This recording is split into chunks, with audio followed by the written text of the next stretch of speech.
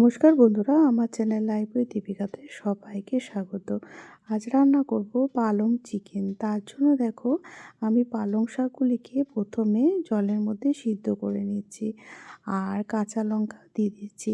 এরপর একটু ভাপিয়ে নেব আর একটু নুনও দিয়ে দিচ্ছি। এবার ভাপানো হয়ে গেলে ফ্রিজের ঠান্ডা জল নিয়ে পালং শাকগুলিকে দিয়ে একেবারে ঠান্ডা করে নেব। তারপর মিক্সার গ্রাইন্ডারে পেস্ট বানিয়ে নেব। আর তার সঙ্গে আমি দিয়ে দিয়েছি ধনেপাতা আর কাজু। এটা কিন্তু অবশ্যই দিও, কাজু দিলে যে পালং চিকেনের টেস্ট তা দ্বিগুণ হয়ে যায়। তারপর তেলের মধ্যে গোটা গরম মশলা দিয়ে পেঁয়াজ কুচি, টমেটো কুচি দিয়ে দিয়েছি। এরপর পেঁয়াজটি একটু আধ ভাজা যখন হয়ে যাবে তখন আমি একে একে মশলাগুলিকে দেব।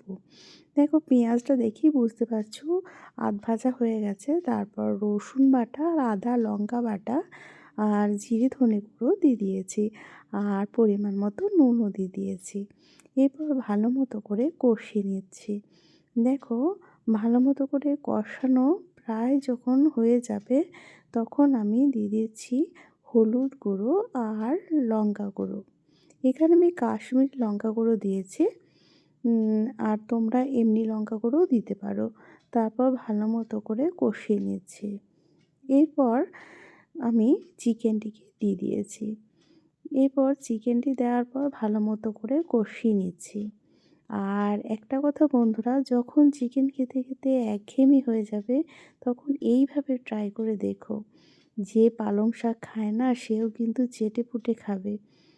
এরপর দেখো, কষানো প্রায় হয়ে যাচ্ছে আর আমি ঢাকা চাপা দিয়ে কষছি কিন্তু। আর এই চিকেনে কোনো জল দেওয়া যাবে না। আমি নুন দিয়েছিলাম তাই জল বেড়ে গেছে, কিন্তু শেষ অবধি কষাতে হবে, একদম শুকনো শুকনো করে নিতে হবে।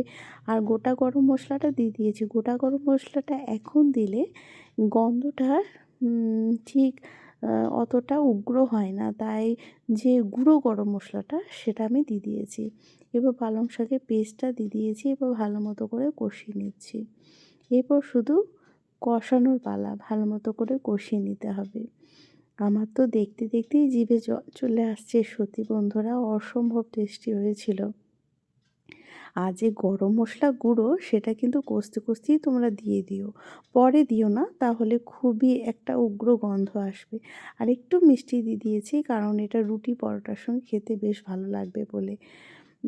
আর একটু নুন দরকার ছিল, সেটাও দিয়ে দিয়েছি। এবার দেখো, ভালো মতো করে কষিয়ে নিয়েছি।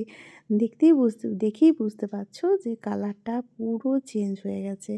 আর যখন এক্কেবারে রান্না কমপ্লিট হয়ে গেছে, ওপর থেকে একটু বাটার ছড়িয়ে গরম গরম সার্ভ করেছি। অবশ্যই বাড়িতে ট্রাই করে দেখো আর আমাকে জানিও।